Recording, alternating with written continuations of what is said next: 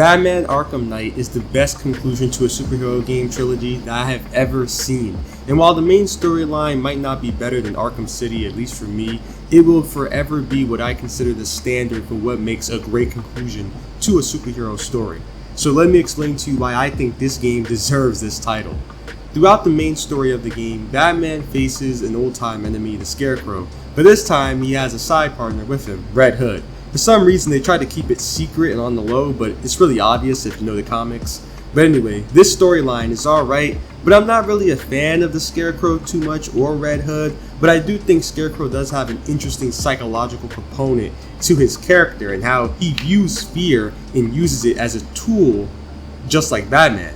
What I love about Scarecrow's involvement in this game in particular is that his poison forces victims to face whatever it is that they fear most, usually causing outright panic.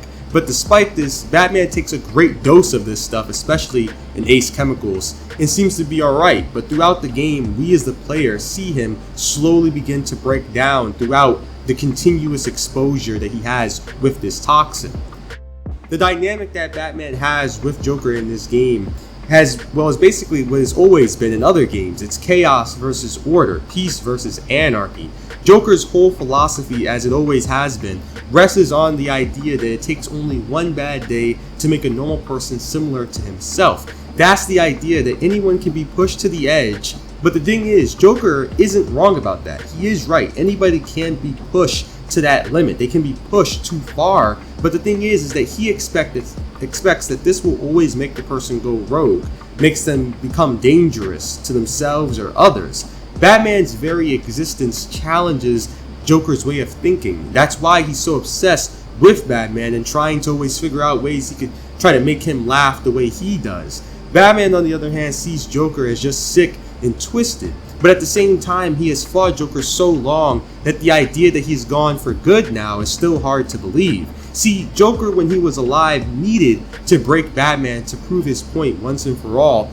I think you and I are destined to do this forever. But Batman doesn't need Joker. He's already sure in himself what he believes in and has proven time and time again he will do whatever it is that Batman needs of him. Some people misunderstand this, and that's why even in the movies, people watch The Dark Knight and say Joker won, he broke Harvey Dent. But they don't realize that Batman throwing away his reputation as a hero to save Gotham from falling is exactly what he would have done even if Joker wasn't around. That's what Batman is. They say that Joker won because of him breaking Harvey, but I say honestly it was a stalemate between the two. Yeah, he corrupted the white face of Gotham. He corrupted the guy who was supposed to make the great positive change in Gotham. Batman himself saw Harvey as the true symbol that the city needed, but ultimately it was him is what the city needed. Him throwing away his reputation was basically him saying that he's sacrificing himself in a way.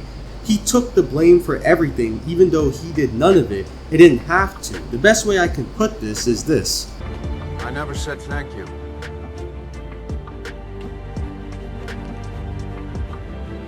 And you'll never have to. This at the core is who Batman is. He doesn't do it for money or to be praised. He does it because he cares about his city. He doesn't want another little boy to suffer at the hands of crime like he had. Joker failed in his life to break Batman down.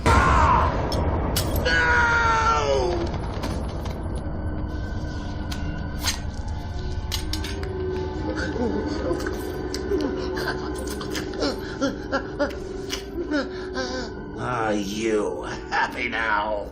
Do you want to know something funny? Even after everything you've done, I would have saved you.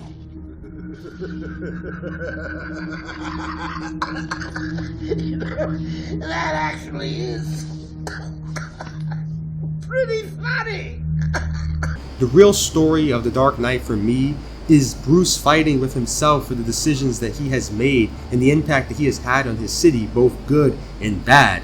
Ultimately, he fights off the influence of his own doubts that he personifies as the Joker in his subconscious and puts him away.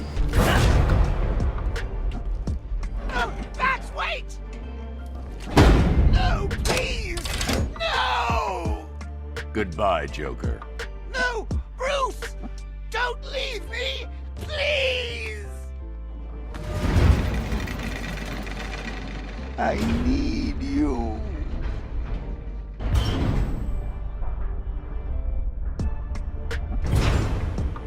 At this moment, he moves on from the Joker and his doubts and lets both of them go from his mind. His arch nemesis is dead. His past decisions cannot be undone.